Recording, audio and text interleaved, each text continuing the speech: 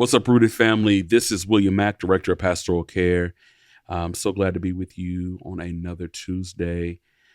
Y'all, I had a really interesting conversation with my spiritual director, and I'm going to pause right there.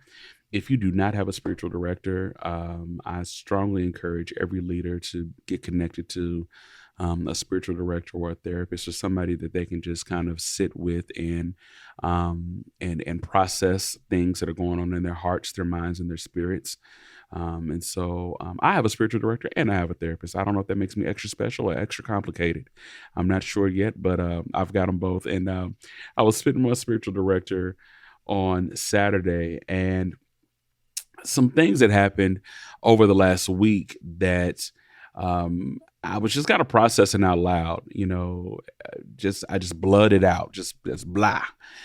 And one of the questions that he asked me was, had something to do with my identity. Now, for many of you that know my story, you know that a year ago, I was serving as a pastor for 12 years in Louisville, Kentucky. Then my family and I relocated to Chicago, Illinois, and now I serve with Rooted.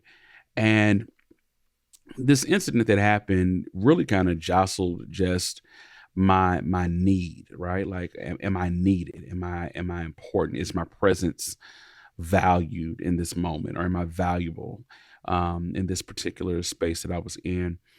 And as we kind of unpacked the incident and the things that were kind of going on in my heart and my mind and my spirit, they brought up this notion of embodied identity, right?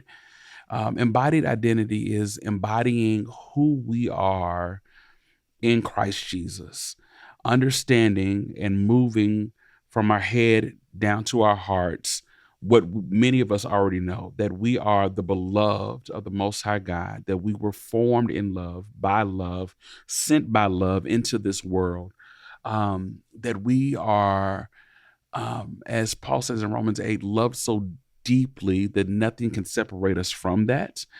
But moving that knowledge from our head into our hearts until it becomes part of who we are. It is part of our identity. And the more I sat with that, the more I realized, like, I do a really good job of preaching and teaching and encouraging others to embody who they are in Christ Jesus, to receive and to embrace the love of Jesus Christ. I mean, that's literally what we do here at Rooted. But in that moment, it was head knowledge and it wasn't heart knowledge. It wasn't embodied. It was something that was just completely separate from who I am as an individual. And I think about that, and I think, how many times do we do that? How many times have we done that, where we have taken what we know to be true and somehow or another it has become disembodied from how we serve, how we live, how we show up every day in life? Because, beloved, the more I think about it, when we are sure of who we are and whose we are, it affects how we show up. Our being affects our doing. And oftentimes, I think sometimes as pastors, let me be completely honest, we put so much emphasis on what we do and how we do it and how we can measure the thing that we've done, that we put value on that, and our being goes completely out the window. When we know that the Father is not going, man, great sermon, wish you would have put more emphasis on point number 3, or good outreach, wish you would have gave away 40 more backpacks, or, great offering, should have took in $300 more. We don't do that, but for some reason, the enemy lies to us and tells us that if we don't do more, then we aren't more, then we aren't better, that our value somehow goes down. If somebody doesn't ask us to do the thing, or if we haven't done the thing well, that somehow our value has depreciated in the eyes of the Father. And of course, that starts affecting how we show up in every other part of our lives.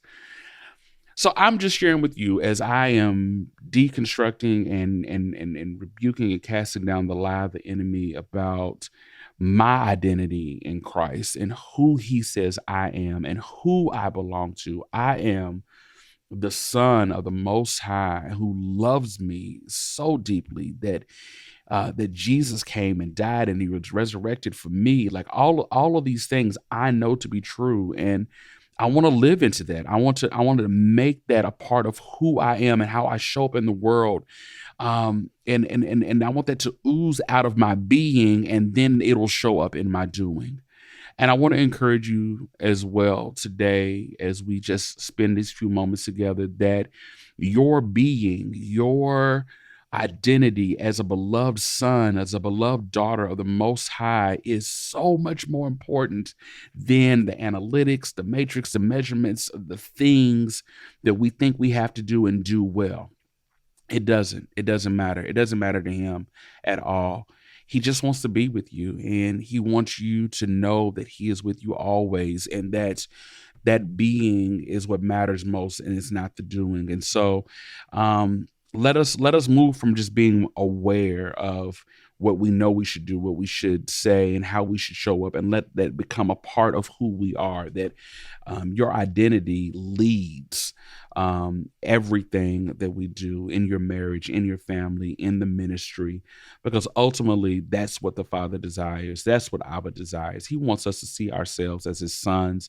He wants us to see ourselves as his daughters, and not just these work mules that have to produce more in order to get an attaboy, an attagirl on Judgment Day. That's not who we are. That's not who we are. We are loved. We are valued. We are treasured.